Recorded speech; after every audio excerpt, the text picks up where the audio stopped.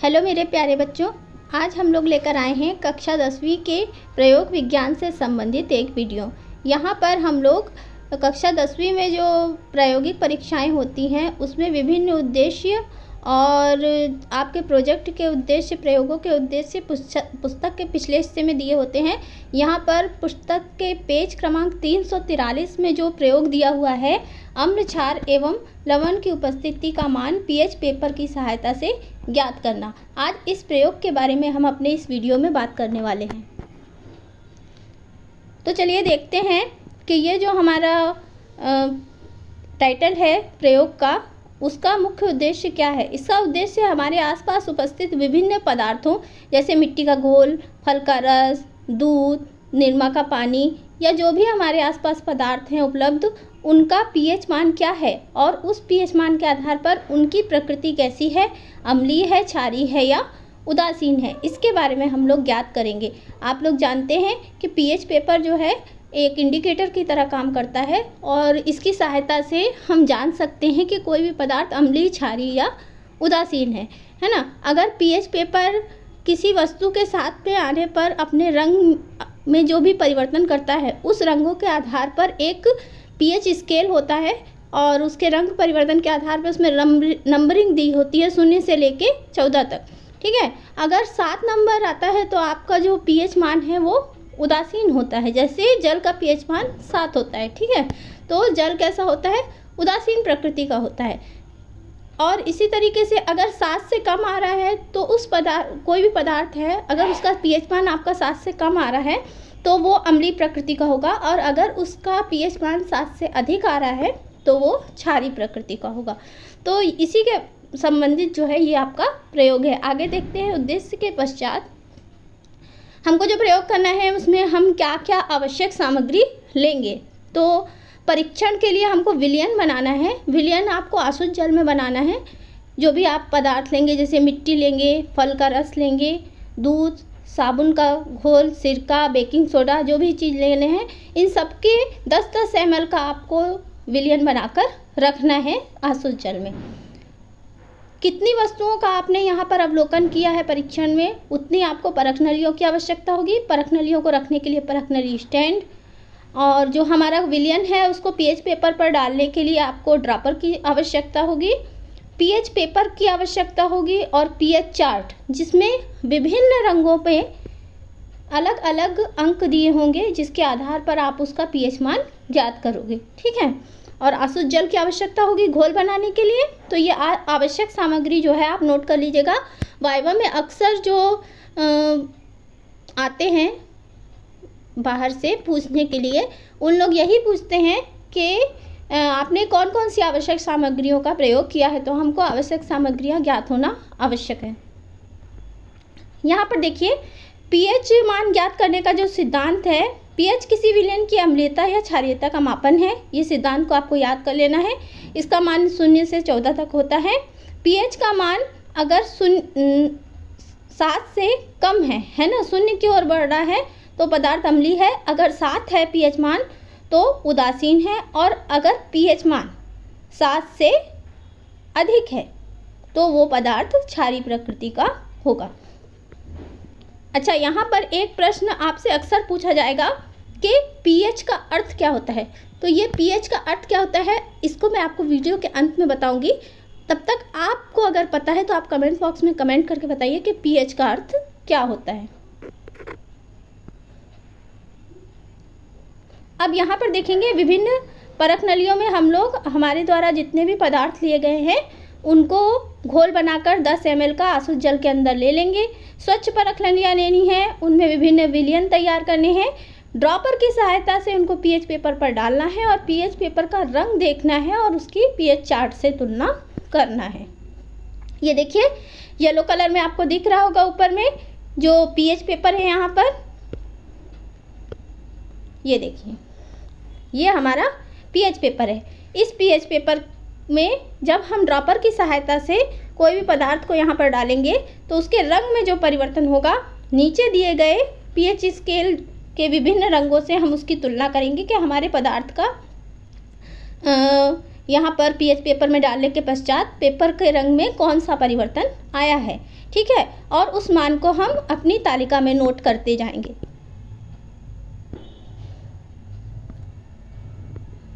ये देखिए, एक पीएच पेपर आपको कुछ इस प्रकार का दिखेगा। ये न्यूट्रल वाला है। इसके अलावा जो है आपने सुना ही होगा कि लाल पीएच पेपर होता है और हरे रंग का भी पीएच पेपर होता है। ये न्यूट्रल है, इसमें आप अलग अलग पदार्थों को यहाँ पर प्रयोग कर सकते हैं। ये रहा हमारा पीएच स्केल।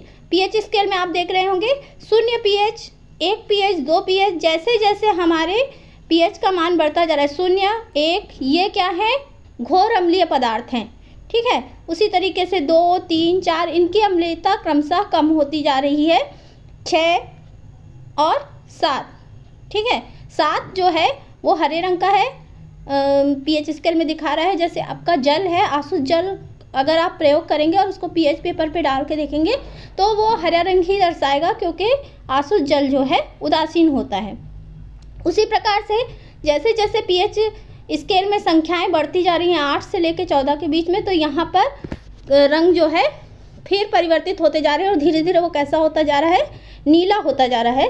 तो यहाँ पर जो भी पदार्थ पहले आपका थोड़ा सा डार्क हरा होगा, फिर उससे ज़्यादा नीले रंग में परिवर्तित होता जाएगा, फिर बैगनी रंग में आ जाएगा। तो यहाँ पर जो हल्का सा रंगों का परिवर्तन है उसी से आपको पता चलेगा कि पदार्थ की क्षारीयता जो है बढ़ते जा रही है। अब यहाँ पर देखिए, हमने जिन जिन पदार्थों का अवलोकन किया है उनकी यहाँ पर हमने पीएच अवलोकन तालिका बना दी है। जैसे कि हमने लिया मिट्टी का घोल, और मिट्टी के घोल का 10 ml जो विलयन था उसको जब हमने पीएच स्केल पे लेके यूज़ किया तो वहाँ पर हमको हरा रंग प्राप्त हुआ। तो जो हमारा मिट्टी का घोल था वो कैसी प्रकृति का था, उदासीन प्रकृति का था, ठीक है। उसके पश्चात हम अगर देखेंगे यहाँ पर नींबू का रस, नींबू का रस जब हमने पीएच स्केल पे डाल के देखा तो हमको लाल या नारंगी रंग प्राप्त हुआ, और ये रंग जो दर्शा रहा था वो उसका पीएच मान 2 दर्शा रहा था, ठीक है। तो यहाँ पर पीएच मान 2 होने के कारण वह पदार्थ कैसा है, अम्लीय प्रकृति का है। उसी तरीके से दूध को जब क्या कहते हैं हम लोगों ने पीएच स्केल पर डाला, पीएच पेपर पर डाला, तो उसमें हल्का हरा रंग आया है। या ये 6 और 5 के बीच का, मतलब ना वो पूरी तरीके से 6 वाले के रंग से मैच कर रहा था, ना 7 के रंग से मैच कर रहा था, दोनों के बीच का कुछ उसका रंग हो रहा था। इसलिए इसको लगभग 6.5 हमने मान के चला है। और इस कारण जो दूध होता है वो हल्का सा अम्लीय होता है ना। लगभग उदासीन यहाँ पे लिख दिया है, लेकिन वो कैसा होता है, हल्के अम्लीय प्रकृति का होता है। उसके पश्चात यहाँ पर देखेंगे सिरका। सिरके में लाल रंग प्राप्त हुआ है जिसका पीएच मान 3 है और ये अम्लीय प्रकृति का है। उसके बाद साबुन का घोल, साबुन के घोल को जब पीएच पेपर पर प्रयोग करके देखा तो वो 9 पीएच मान वाला और नीला रंग प्रदान करने वाला हुआ है, तो ये एक क्षारीय पदार्थ है।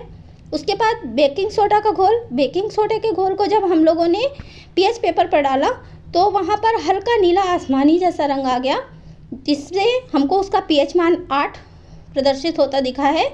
और इससे ये पता चलता है कि बेकिंग सोडे की प्रकृति क्षारीय है।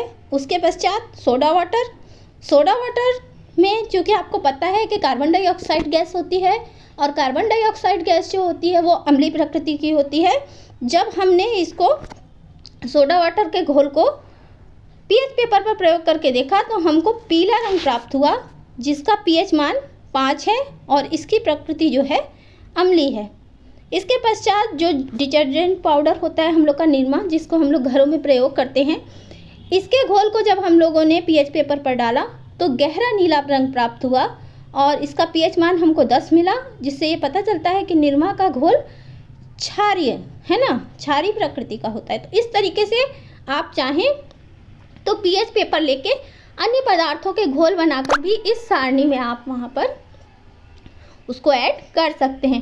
वैसे यहाँ पर हम लोगों ने 8 वस्तुओं को जो है प्रयोग करके देख लिया है और उनमें पीएच स्केल पर कौन कौन से रंग का प्रदर्शन हो रहा है और उसका पीएच मान पीएच स्केल के आधार पर क्या क्या है यहाँ पर हम लोगों ने दे दिया है। ठीक है, तो ये हमारा अवलोकन तालिका जो है पूर्ण हो गई है।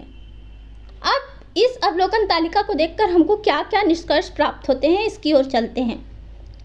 सबसे पहला निष्कर्ष निकलता है कि विभिन्न पदार्थों के जलीय विलयनों के पीएच मान अलग अलग होते हैं।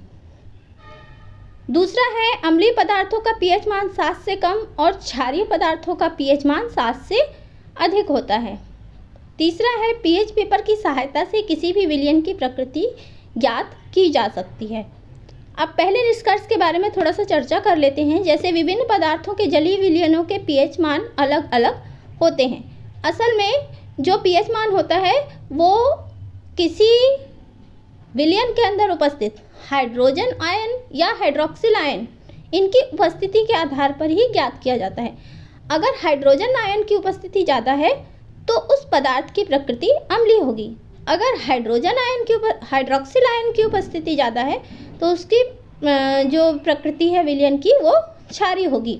और अगर दोनों आयन समान मात्रा में उपस्थित हैं तो वो पदार्थ न्यूट्रल होगा, यानी कि एक प्रकार से वह उदासीन पदार्थ होगा, यानी अन्य पदार्थ के साथ में आसानी से क्रिया नहीं करेगा। दूसरा है अम्लीय पदार्थों का पीएच मान 7 से कम होता है, यानी कि अम्लीय पदार्थों में क्या होगा, हाइड्रोजन आयन की उपस्थिति ज़्यादा होगी, जबकि क्षारीय पदार्थों का पीएच मान 7 से अधिक होता है।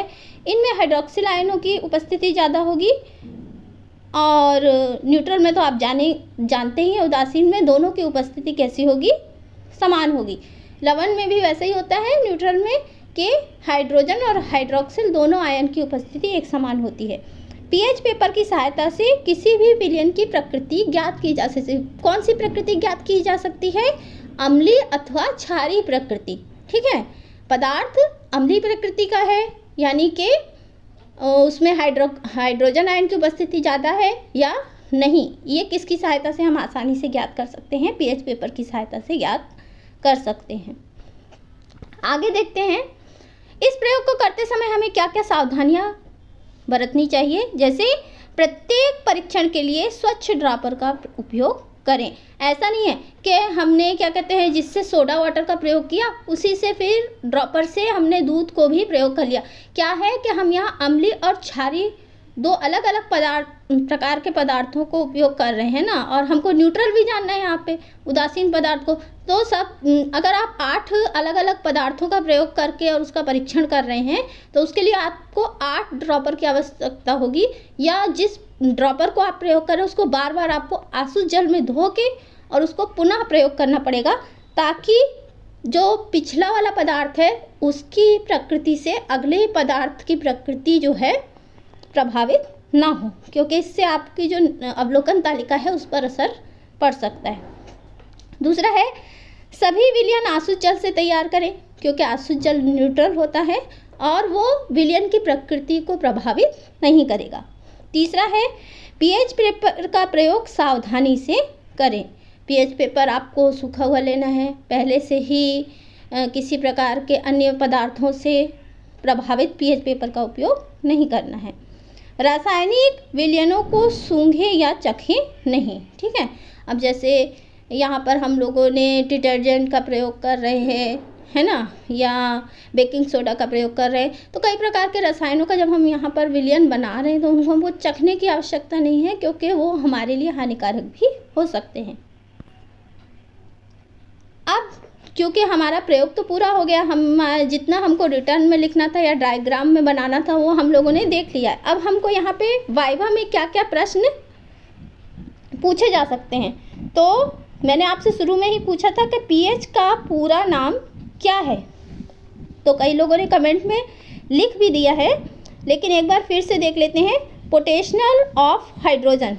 ठीक है, पोटेंशियल ऑफ हाइड्रोजन मतलब हाइड्रोजन आयनों की जल में उपस्थिति को ही हम पीएच मान कहते हैं। पीएच मान की सीमा क्या होती है, 0 से लेके 14 के बीच में।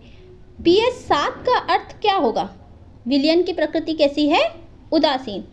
अम्लीय प्रकृति का पीएच मान कैसा होता है, 7 से कम। 7 से कम होता है तो आप कमेंट बॉक्स में लिख के बताओ कि दूध अम्लीय प्रकृति का है, क्षारीय प्रकृति का है या उदासीन है। क्षारीय विलयन का पीएच मान कैसा होता है, क्षारीय विलयन का पीएच मान सदैव 7 से अधिक होता है। तो कमेंट बॉक्स में लिख के बताइए कि सोडा वाटर जो होता है उसका पीएच मान कितना होता है और उसकी प्रकृति कैसी होती है। आई होप कि ये वीडियो आपको आपके प्रयोग में सहायता करेगा। अगले वीडियो के साथ फिर मिलेंगे। नमस्कार।